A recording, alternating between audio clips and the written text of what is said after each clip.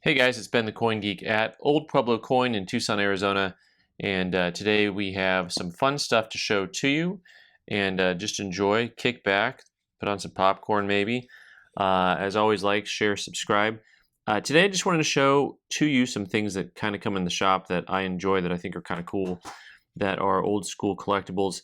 So back in the day, you used to see a lot of these, and we still see these flow through the shop quite a bit. I don't know, quite a bit's the wrong way to put it. It feels like we used to see them all of the time. And what I like about these little sets, these little plastic sets that people used to put together, probably in a mail order capacity, is that in general terms, the coins in them are really nice. And so right now we've got a lot of glare on these. Maybe we should try to clean the plastic a little bit. But what's cool about these is that the coins underneath the plastic, once again, the plastic's a little bit in the way on here. The coins underneath the plastic are really, really nice. And that tends to be the case for most of these early mail order items. So these things were usually put together in the 50s and 60s. Let me see if I can open it without breaking it. That was the sound of silence. Here we go. Oops, so see, we still have, oh, I see what they did here. They have like, all of these are the same, and then they have these little labels you can put on top. That's clever. Man, people used to be so smart. So here we have the 1953 Denver series of coins. Pay no attention to the fact that some of them are upside down and upside right, but you can just see kind of the quality of coins that are in here. You do get a little bit of, so this has a little bit of some spotting to it on the nickel, and so you'll see some stuff that probably needs, what would you say on that? Maybe some acetone would take off a little bit of the green stuff. So you do have a touch of environmental damage to those things, but all in all, the coins are quite nice in these types of sets. And these were sold oftentimes in PDS sets. So this doesn't have the label on it, but that's the Denver 53 Denver. And here we've got the 53. This is Philly. This guy is, I think, Philly. And full bell lines on that bad boy. You can see those popping.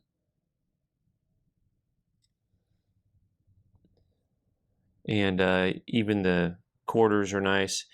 So 53, so we've had the full sets. These guys, I think we'll just price them at how they're marked here, just on our website. But here's the 53S. As always, those San Francisco Mint coins, super lustrous coins with a soft strike. So the 53S, in fact, they almost never have any full bell lines. That's that bottom line on the bell of the ball. But just some of my favorite coins. There's 51, 2, and 3, 51, 2, 3, and 4 San Francisco minted coins. Here's some more. Because of just the look, and you can just see how super flashy, lustrous they are. This is a good deal. That 65 bucks, that 52S is probably worth more than that by itself. Pardon me, I mean the $half, because these are all 52Ss. Oh man, precision of language. Also, sneaky good. These are the type of coins that in my past, and sometimes for the show even, for the channel here, I will crack and use. So I love me a good Roosevelt dime in crazy high grade. And that appears to be one. This 52S looks like a real nice, like MS63, MS64 type coin on the half, and the quarters also appears to be really high grade. So we got a bunch of these. So here's the 52 Denver. Once again, you know, some of the times people talk about not being able to cherry pick or get things graded, and as always, you know, I do recommend not getting things graded if you really prefer having quality coins in holders, buy them already in holders. For those of you who do like cherry picking, this is kind of the type of thing to look for. And when you see sets like these that look like they have been unadulterated for a long time, I'm just enjoying like this 52D nickel, which is probably nothing rare or scarce, but I'm looking at it and thinking, I haven't seen a 52D nickel that looked attractive probably ever in my whole life, right? So there is that. Those are the type of things where guys will buy these sets either to get something certified, or they're just looking for a real gem coin to put into their personal collection if they're using albums. That's a thing people still do. And if you think about it, there are, I know that there's tens of millions of coins that have been graded, but there's billions of coins that have been minted. And I'm talking, over the whole universe. We won't even get into the multi-universe. The multiverse, there's just a lot more coins, even, if you could imagine. So, so there are still coins out there that are probably quality coins worth getting certified for those of you who are playing that game. I'm sorry, I just fell down the multiverse rabbit hole right now, and I'm just thinking, like, if I spend this coin in another multiverse, does it remain only in one universe? I don't know. I don't know. That is for Marvel to figure out, not us mere mortals. 54 Denver, and just nice looking coins for a good price, I think, for those of you who like some raw stuff. We don't put as much raw stuff on the website as I'd like to, but maybe someday we'll get to a point where we can, I think, accurately display and price and put stuff up that people are going to like. Once again, you see the flat strike here on this San Francisco minted coin, but you see the super high luster and quality. So that's just like the thing that was going on from San Francisco, and this is the 54. I'm going to flash through a few more of these really quick because I've got some other cool albums and holders to show you. 57, we got the P and the D on those guys. 58, P and D. Also very attractive. One of the things that is also interesting to me on this particular group of coins, and in these albums, these little holders, you'd think that you'd have some toning, but a lot of these, a very few amount of these have toning to them compared to when you see things that are in old mint sets. And a part of that is because, they actually used plastic and plastic and plastic. Oh yeah, the 51 Philly is nice. Look at the quarter, that's pretty. 51 Denver. And then you're going to move on to that 51 San Francisco. That's going to have some pretty coins in it. Very lustrous coins. But, some of those old cardboard holders put off the gases that get things toned. But these holders, they used all plastic. And so your toning is a lot less. And most of the interaction I've seen with anything as far as environmental damage goes is going to be on those nickels especially. All right, now here's some fun stuff. For those of you who are kind of new to coin collecting, only see things that are in slabs or certified, I just want to show you some of this other stuff that's out there that you can look at and see. We've got, these are called the Library of Congress coin albums. And so, Library of Coins, I said Library of Congress, I knew what I said. I heard myself a little bit. But these ones are pretty cool because these actually have really pretty nice condition.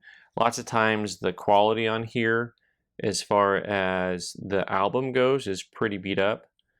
So I think what we'll probably do on these is just kind of put them up for auction. This particular album does not have a ton of super high quality coins.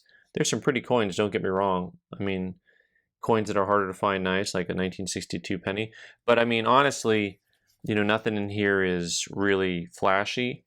But sometimes, the hope whenever you're, a coin dealer and you see albums like this come in, you're always just kind of hoping to find like something really cool that's kind of a cherry gem type item. Whoa. That almost fits there, but not quite. You're always kind of hoping to find something a little bit nicer. And you can see, once again, the cardboard did have an effect on, so that you can see some schmutz there on that 1911. So, but once again, nothing in this particular album was very great. But we've got a couple of Lincoln libraries. I'm going to not have enough room for all this stuff here. This is really cool though. So the Library of Coins album is something that we don't see anywhere near as frequently. This actually was a year set album that they put out so that you could put in a mint set. So this has your 57 set in it. They're showing you here coins that can be mounted in this album. what the opening sizes are for. US Mint set, someone underlined that. That's what they used. They showed that you could do Canadian coins, miscellaneous coins, so they kind of had it mapped out for you a little bit. And this guy's sliding away there. Sliding away. So there's a 59 and 60. And so those are going to be with the Denver and the Philadelphia minted coins. So this one, maybe we'll put this one up for auction also. It's kind of a cool album. You got the 61 and the 62. And then you've got a 63 set and a 64 set on that. And everything's in pretty good condition in this set. Both the album and the coins. So I knock things around here. Also, if you want to go farther back in time, occasionally we get in these old weight Raymond boards. So these boards here had a bunch of half dollars in them and is not labeled as such. It was just the size they were using. There's the weight Raymond label. Decent condition. We got 2 of those pages. Probably just throw those on eBay as well for auction. And then the final albums, I got a Washington Quarter album that may need some plastic. I gotta see this guy here. Yeah, maybe it's got all the plastic in it. A little bit loosey-goosey. You're gonna need to tape or glue some of that down. But not terrible condition. I've seen worse. I've seen better on that one. And then what else we've got? Oh, so these are rarely seen. So the library of coins for the Morgans. So, you know, the volume number, volume 23, that's like the entire volume. That's not just for dollars. And then, you know, this you can see kind of the overview that they did here. Also decent condition. You've got some scratching to the plastic, you know, but overall it's not bad. Sorry, I'll try not to be too much of a Blair Witch project on you here. This one goes through the 86S. They have the mintages on them. And actually really nice condition. The binding on that is pretty good. Pretty good. So we had, that's the volume 23. Here's the volume 24, so 1887 to 1897. Looks a little bit more worn. A couple more wear spots to it. So this one goes all the way through 1897. I don't think I have the 3rd album, but these I've rarely had the albums for the silver dollars. It's a lot more likely that I have stuff like this. So like I've got the Franklin half. Oh, I do have the last Library of Congress book. So it's interesting also as you notice the palette, the color change. Each one has a little bit. The binding on the edges would be the same, but then your front of the books oftentimes have a different color palette. So here's one for half dollars. Also decent condition. I'm looking at the plastic here and the binding and the paper all seems to be pretty good on that. And I think that last one that I have here is that Library of Coins number 3 for the Morgans, 1897 to 1921. I'm gonna work my way backwards on this guy and kind of see here. They've got one little extra spot for you. You got your 21 PD&S. All right, well, guys, so then you've got, 1897 through the end. So there it is. Thanks for joining me today. And as always, like, share, subscribe, do the YouTube, and we will catch you next time. Thanks.